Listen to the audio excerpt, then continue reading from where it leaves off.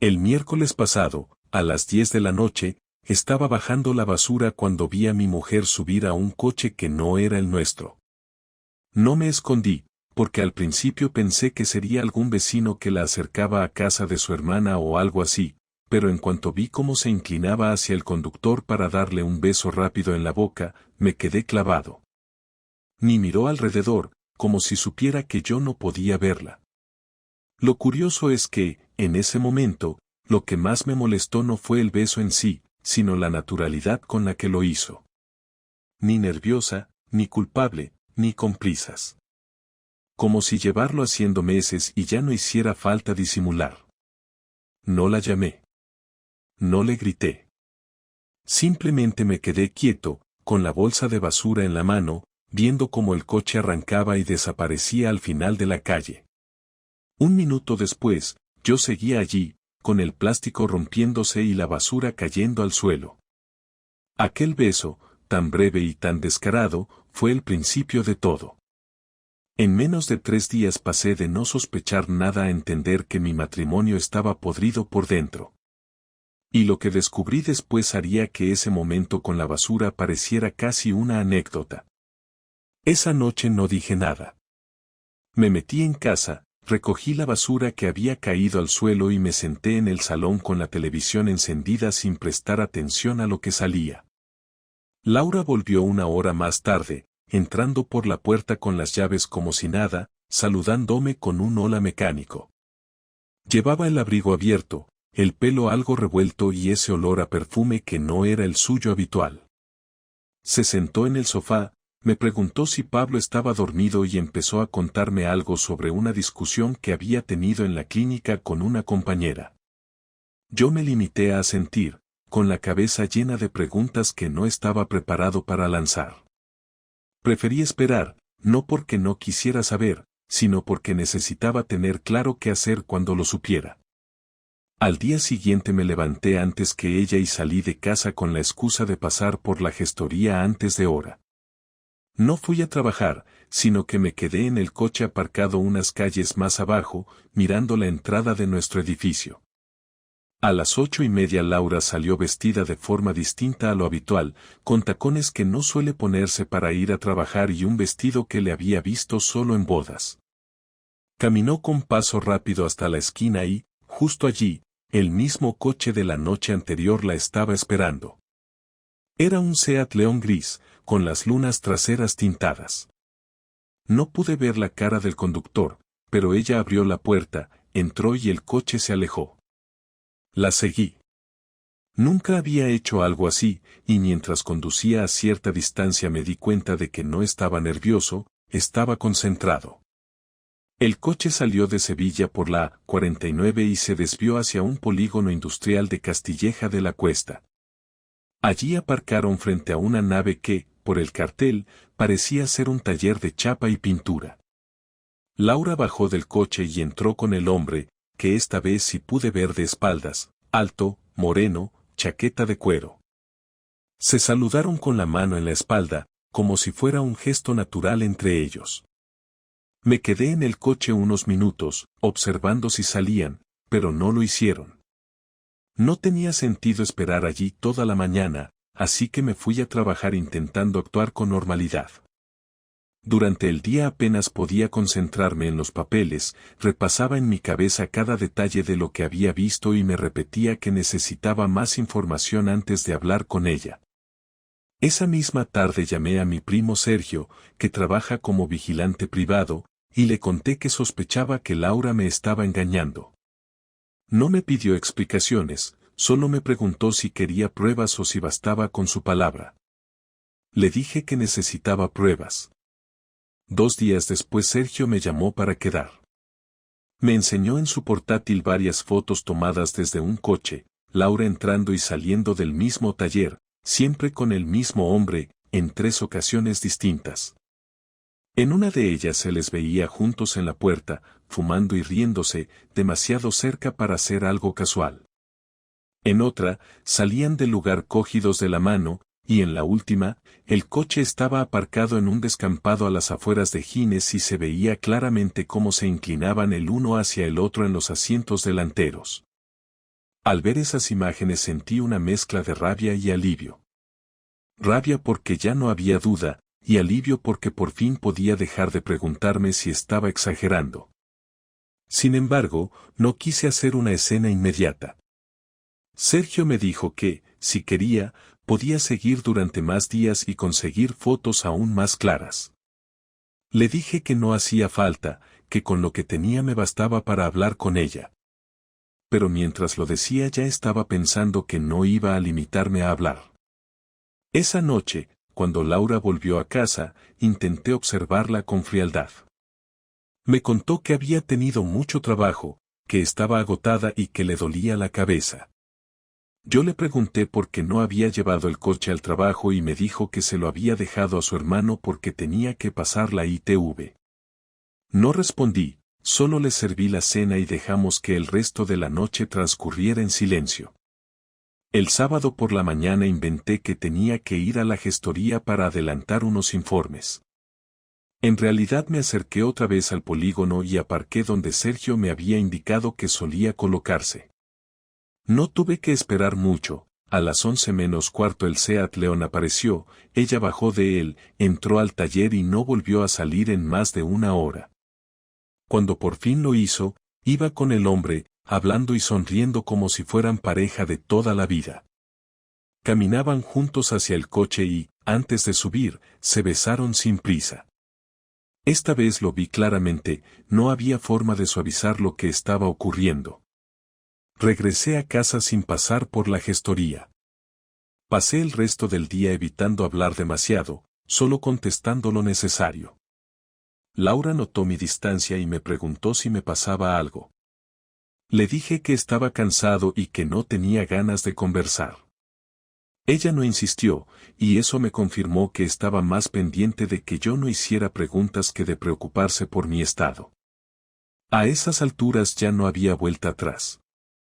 Tenía claro que lo iba a enfrentar, pero también que no iba a hacerlo de forma impulsiva. Decidí que el momento sería cuando Pablo estuviera en casa de mis padres y nadie pudiera interrumpirnos. Quería que escuchara cada palabra, que no pudiera escapar con excusas vagas. Y sobre todo, quería ver su cara cuando supiera que no era solo una sospecha, sino que lo había visto todo.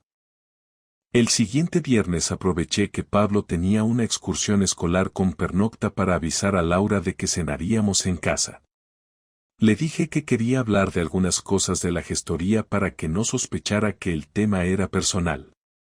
Preparé una cena sencilla, más por llenar la mesa que por apetito, y me aseguré de que no hubiera nada que interrumpiera la conversación.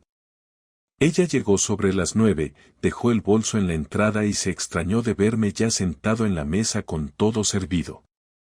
Preguntó si había pasado algo urgente en el trabajo y le respondí que sí, que había algo urgente, pero no en el trabajo. Se quedó de pie unos segundos, sin saber si sentarse o ir a por una copa de vino, hasta que le pedí que se sentara porque la conversación iba a ser larga. ¿Qué pasa?, preguntó intentando sonar tranquila.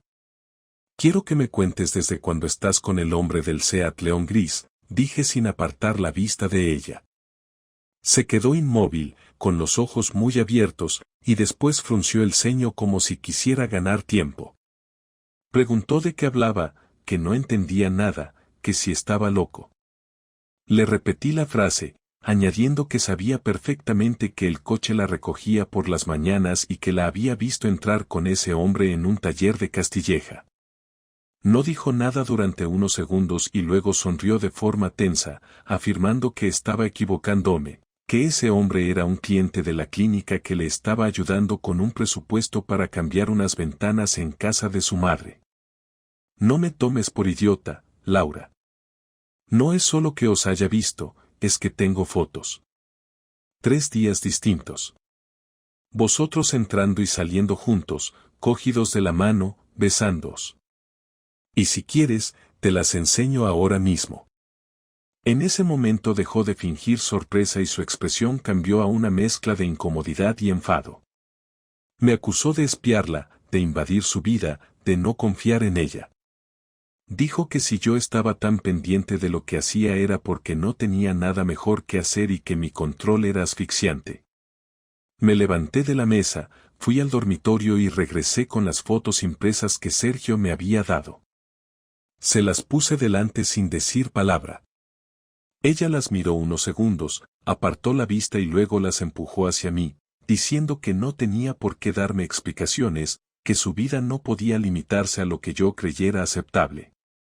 Claro que tienes que darme explicaciones. Somos matrimonio, tenemos un hijo, y lo mínimo que merezco es saber con quién estás cuando dices que trabajas o que vas a casa de tu madre, respondí con la voz ya más alta. Ella me dijo que la relación con ese hombre había empezado hacía unos meses, que al principio solo hablaban porque coincidieron en un bar cercano a la clínica, que él le hacía reír y que con el tiempo empezó a gustarle estar con él. Añadió que conmigo se sentía ignorada, que nuestras conversaciones eran siempre sobre Pablo, las facturas o el trabajo, y que llevaba años sintiendo que yo estaba más pendiente de la gestoría que de ella. ¿Y la solución era acostarte con otro? Pregunté. No fue algo planeado, contestó bajando la voz, pasó y ya está. No pude evitar reír de forma amarga. Le dije que para que algo pasara hacía falta buscarlo, mantenerlo y ocultarlo. Que no era un tropiezo, era una elección repetida durante meses. Ella me pidió que no hiciera un drama, que no quería separarse porque nuestra vida con Pablo le importaba, pero que tampoco pensaba dejar de ver a ese hombre de inmediato, que necesitaba tiempo para decidir qué quería. El tiempo para decidir lo tenías antes de subirse a su coche, respondí. Ahora la decisión la voy a tomar yo. Se levantó de la mesa, empezó a caminar de un lado a otro del salón, diciendo que estaba exagerando, que la mayoría de las parejas pasaban por crisis y que había que saber perdonar. Le dije que no hablábamos de una crisis, sino de una traición en la que ella se había instalado con comodidad. Me gritó que yo también tenía parte de culpa, que nunca estaba disponible emocionalmente, que no la escuchaba. Le recordé que si había problemas podía hablar conmigo, pero que ella había preferido resolverlos metiéndose en otro coche y en otra cama. La tensión fue subiendo hasta que empezó a llorar, no sé si por arrepentimiento o por verse acorralada. Intentó acercarse para tocarme el brazo y le pedí que no lo hiciera. Le dije que esa noche dormiría en el sofá y que al día siguiente hablaríamos sobre cómo íbamos a organizarnos, pero que por ahora lo mejor era dejar de hablar antes de que dijéramos algo que no tuviera vuelta atrás. Ella aceptó a regañadientes, cogió una manta y se encerró en el dormitorio sin decir nada más. Me quedé en el salón durante horas, repasando cada palabra y cada gesto. No había habido un solo momento en el que mostrara verdadero remordimiento. Todo lo que dijo sonó a justificación, como si la culpa fuera de ambos por igual. Y eso, más que las fotos o el beso que había visto, fue lo que terminó de dejar claro que aquello no era un error aislado, sino una decisión consciente en la que no tenía ninguna intención de ceder. El sábado por la mañana me levanté temprano y salí de casa sin hacer ruido. No quería discutir en ese momento, prefería dejarla dormir y usar esas horas para preparar lo que tenía en mente. Pasé por la gestoría a imprimir varias copias de las fotos y redactar un breve informe con fechas, horas y lugares donde había visto a Laura con el hombre del coche. Lo redacté de forma objetiva, sin insultos ni valoraciones personales, para que no pareciera un arrebato sino un registro claro de hechos. Después llamé a mi primo Sergio para pedirle un último favor, que me enviara el resto de las fotos que no me había dado, incluso las que él consideraba irrelevantes. A los 20 minutos ya tenía todo en mi correo. Cuando llegué a casa, Laura estaba en la cocina preparando café. Me miró de reojo, pero no dijo nada. Le dije que iba a salir un rato más y que luego volveríamos a hablar.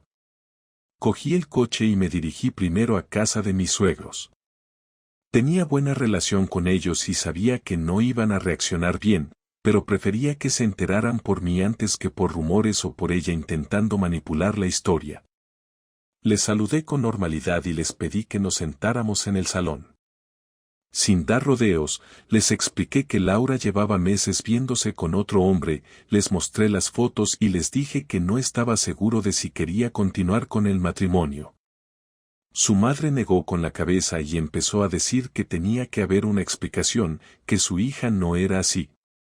Le respondí que las explicaciones podía dárselas ella misma cuando quisiera, pero que los hechos estaban claros. Dejé las copias sobre la mesa y me fui sin quedarme a escuchar más defensas automáticas. Mi siguiente parada fue la clínica donde trabajaba Laura. Conozco al director porque una vez me pidió ayuda con unos trámites fiscales.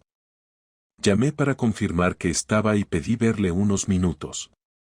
Cuando llegué, le expliqué que lo que iba a enseñarle no tenía que ver directamente con su trabajo, pero que implicaba a uno de sus clientes y a una de sus empleadas en situaciones que podían dañar la reputación del centro si se hacían públicas.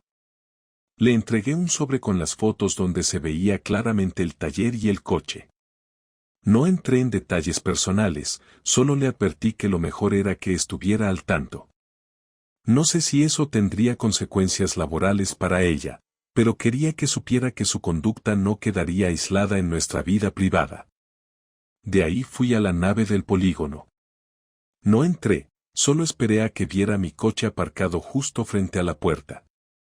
No hizo falta mucho tiempo, el hombre salió al cabo de 10 minutos, me miró sin reconocerme y volvió a entrar. Saqué una carpeta con varias fotos impresas y se la dejé en el parabrisas de su Seat León. No añadí notas, no escribí amenazas, solo las imágenes con ella, para que supiera que no era un secreto. Volví a casa cerca de la hora de comer. Laura estaba sentada en el sofá, con el teléfono en la mano, y su expresión cambió en cuanto me vio. Me preguntó si había hablado con su madre. Le respondí que sí, que también había pasado por su trabajo y que el otro hombre ya tenía en sus manos la confirmación de que sabía todo. Se levantó de golpe, diciendo que estaba cruzando límites, que estaba arruinando su vida y que no tenía derecho a hacerlo. Me acerqué despacio y le dije que el derecho me lo había dado ella en el momento en que decidió arriesgar nuestra familia. Añadí que todavía no había decidido si íbamos a separarnos, pero que mientras tanto todos los implicados sabrían la verdad. El resto del día lo pasó encerrada en el dormitorio, llamando y enviando mensajes, supongo que para intentar contener el daño. Yo aproveché para poner en orden cuentas, revisar gastos y preparar la documentación necesaria para iniciar un proceso de separación si me decidía por ese camino. También llamé a un abogado conocido para pedirle una cita la semana siguiente. Quería saber de antemano qué pasos dar y qué opciones tenía respecto a la custodia de Pablo y la vivienda. Por la noche, cuando salió del dormitorio, ya no estaba llorando, pero su tono era mucho más frío. Me dijo que lo que había hecho era una humillación innecesaria, que si quería terminar la relación bastaba con decírselo, que no había que involucrar a terceros. Le respondí que ella ya había involucrado a terceros cuando subía a ese coche y se paseaba con él por medio polígono a plena luz del día. No contestó, y durante la cena apenas probó bocado. Antes de acostarme, dejé sobre la mesa del salón un sobre cerrado con una lista de todas las personas que ya sabían lo ocurrido. Lo hice para que tuviera claro que no había marcha atrás en cuanto a ocultar lo que había hecho. No era un impulso de venganza sin sentido, era una forma de quitarle el control sobre la narrativa. Durante meses había manejado su doble vida a su antojo, ahora sería yo quien fijara los términos. Esa noche dormí mejor que las anteriores. No porque el problema estuviera resuelto, sino porque al menos había pasado a la acción. Ella podía enfadarse, justificarse o incluso intentar girar la historia a su favor, pero ya no podía actuar como si todo dependiera de su silencio. Lo que había hecho estaba al descubierto, y eso, para mí, era el primer paso para decidir si quedaba algo que salvar o si era momento de acabar definitivamente. El domingo por la mañana me levanté antes que ella y preparé café, no por costumbre sino porque sabía que la conversación que íbamos a tener requeriría que estuviéramos sentados sin prisas. Cuando escuché que se levantaba, me senté en la mesa de la cocina con 2 tazas y esperé a que apareciera. Entró con cara cansada, miró las tazas y se quedó de pie unos segundos antes de sentarse. No quise perder tiempo con frases de cortesía. Le dije que después de todo lo ocurrido y de lo que habíamos hablado el viernes, había llegado el momento de decidir qué íbamos a hacer con el matrimonio. Ella no respondió de inmediato, solo empezó a mover la cucharilla dentro de la taza sin beber. Le pedí que hablara con claridad, que me dijera si quería continuar conmigo o si su decisión era seguir con el otro hombre. Contestó que no estaba segura de nada, que estaba confundida, que no quería destruir la familia pero que tampoco podía prometer que lo nuestro volvería a ser como antes. Le recordé que lo que había pasado no era fruto de una confusión momentánea, que había sostenido esa relación durante meses y que la había mantenido en secreto con toda la intención.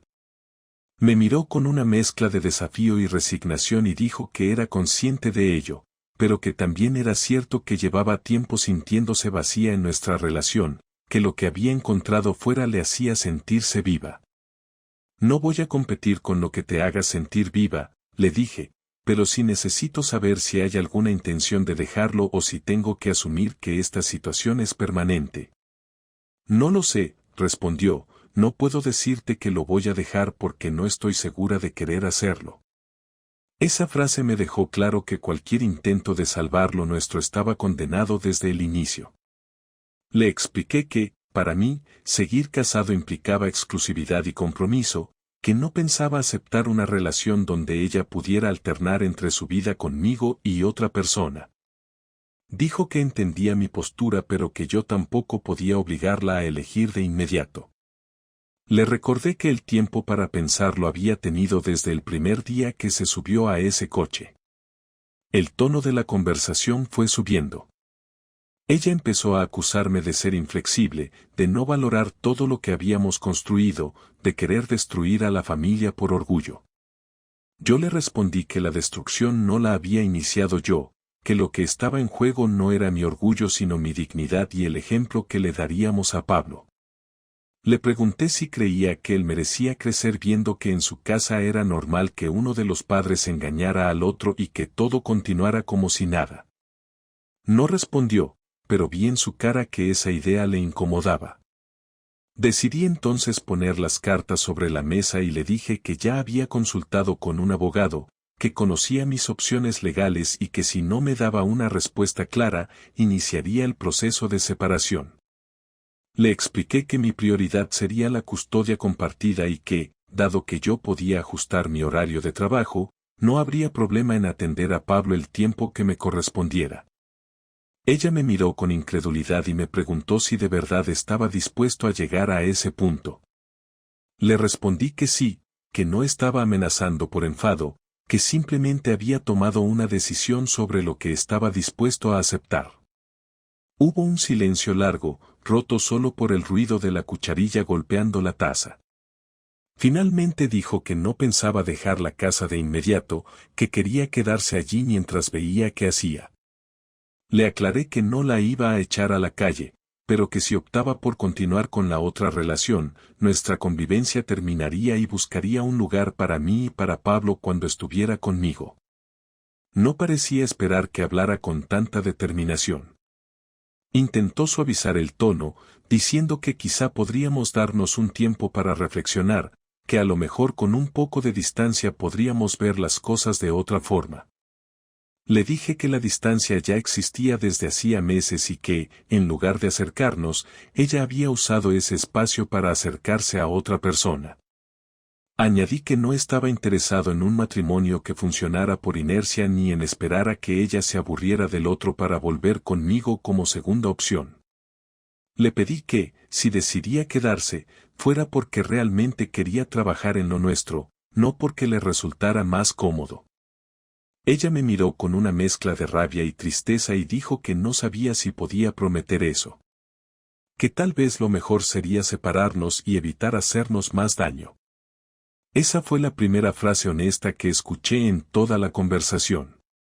Sentí un peso extraño, no alivio, pero sí la certeza de que la incertidumbre se había terminado. Le dije que entonces iniciaríamos el proceso de forma civilizada, que no iba a impedirle ver a Pablo y que lo más importante ahora era no meterlo en medio del conflicto. Se levantó de la mesa, dijo que necesitaba estar sola y se fue al dormitorio. Me quedé sentado mirando las tazas frías, repasando lo que habíamos dicho y entendiendo que, aunque la decisión era dolorosa, también era la única que nos evitaba seguir en un ambiente envenenado. No había lágrimas ni gritos en ese momento final, solo una constatación de que lo que había sido nuestra vida en común ya no existía. El lunes pedí la mañana libre en la gestoría y fui directamente al despacho del abogado. Llevé conmigo toda la documentación que había preparado durante el fin de semana, fotos, registros de fechas y copias de conversaciones relevantes que había conseguido. No fui con ánimo de pelear por cada detalle, sino para asegurarme de que todo se haría de forma ordenada y con la menor fricción posible para Pablo. El abogado revisó el material y me explicó los pasos a seguir para iniciar el procedimiento de separación. Me habló de la posibilidad de llegar a un acuerdo mutuo y evitar un juicio, algo que me pareció fundamental para no alargar más de lo necesario el proceso. Al salir del despacho llamé a mis padres para contarles que ya estaba tomando medidas y que necesitaba su ayuda logística. Les pedí que, cuando llegara el momento, pudieran recoger a Pablo o quedarse con él si era necesario durante las transiciones. Mi padre me dijo que no me preocupara, que contara con ellos para lo que hiciera falta. Después de colgar, pasé por el colegio de Pablo para preguntar por su calendario de actividades y ver cómo podría adaptarlo a un régimen de custodia compartida. La secretaria me entregó una copia y me recordó que esa misma semana había una reunión con los padres sobre un nuevo proyecto escolar. Decidí asistir, aunque Laura también estuviera presente, porque no quería que mi relación con mi hijo se viera afectada por la situación con ella. Esa noche, al llegar a casa, Laura estaba sentada en el sofá con el portátil. Me dijo que había hablado con sus padres y que, aunque no estaban de acuerdo con todo lo que había hecho, le habían ofrecido quedarse unos días con ellos si necesitaba espacio. Asentí y le respondí que era una buena idea, que así podríamos empezar a organizar la logística sin tensión bajo el mismo techo. Le pedí que, antes de irse, fijáramos un calendario provisional para Pablo, de forma que él no notara cambios bruscos. Aceptó, y nos sentamos a repartir los días y fines de semana. No hubo discusión, pero sí una frialdad evidente en cada intercambio de palabras. Durante la semana siguiente me centré en el trabajo y en cumplir con mis compromisos como padre. Llevé a Pablo al colegio, lo ayudé con los deberes y lo llevé a su entrenamiento de fútbol. Procuré mantener un ambiente normal, sin comentarios negativos sobre su madre ni gestos que delataran la situación. Laura, por su parte, parecía más ocupada en resolver sus propios asuntos. Noté que hablaba menos por teléfono en casa y que evitaba mencionarme cualquier detalle de su día. La convivencia se redujo a lo estrictamente funcional, algo que, aunque incómodo, también servía para confirmar que la decisión de separarnos era la correcta. El viernes, después de dejar a Pablo en casa de mis padres para el fin de semana, Laura y yo tuvimos una última conversación sobre la casa. Le expliqué que, según me había indicado el abogado, podíamos ponerla a la venta y repartir el importe o bien llegar a un acuerdo en el que uno se quedara con la propiedad compensando al otro. Ella dijo que no quería tomar esa decisión de inmediato, que prefería esperar a ver cómo se asentaba todo. No insistí, pero le dejé claro que no iba a mantener una vivienda conjunta de forma indefinida. Con el paso de los días, me di cuenta de que, aunque la rabia inicial seguía ahí, se estaba transformando en una especie de distancia emocional que me permitía pensar con más claridad. La idea de reconstruir mi vida ya no sonaba como una condena, sino como una oportunidad. Empecé a dedicar tiempo a actividades que había dejado de lado, como salir a correr por la mañana o quedar con amigos para cenar. Ellos sabían lo que había pasado, en parte porque yo se lo había contado y en parte porque la historia ya corría por ciertos círculos después de mis visitas iniciales. Algunos me preguntaban si no me arrepentía de haber expuesto tanto la situación. Les respondía que no, que prefería cargar con las consecuencias de decir la verdad que vivir con la sensación de haberla ocultado. El día que Laura se llevó sus cosas a casa de sus padres, no hubo escenas dramáticas. Metió varias maletas en el coche, me dijo que avisaría para coordinar las visitas de Pablo y se fue sin mirar atrás. Cerré la puerta y me quedé en silencio unos minutos, no para lamentarme, sino para asimilar que ese capítulo estaba realmente cerrado. Lo que viniera después dependería solo de mis decisiones. Con el tiempo, entendí que lo más importante que había aprendido de todo aquello era a establecer límites claros y a no permitir que el miedo a perder algo me mantuviera en una situación insostenible. La traición de Laura había sido el detonante, pero la verdadera lección era que uno tiene que actuar cuando sabe que algo está mal, incluso si eso significa desmontar la vida que conocía. La rutina volverá, de otra forma y con otras personas, pero esta vez con la certeza de que no voy a ignorar señales evidentes ni a dejar que la comodidad me nuble el juicio. Al final, lo que quedaba era una mezcla de cansancio y alivio. Cansancio por todo el desgaste emocional de esas semanas y alivio por haber dejado de vivir en un terreno inestable. El futuro no estaba definido, pero tampoco lo veía como un problema. Ahora podía decidir con quién, cómo y dónde quería vivir, sin depender de la voluntad de alguien que ya había demostrado que no valoraba ese compromiso. Y esa, más que cualquier venganza o confrontación, era la verdadera victoria.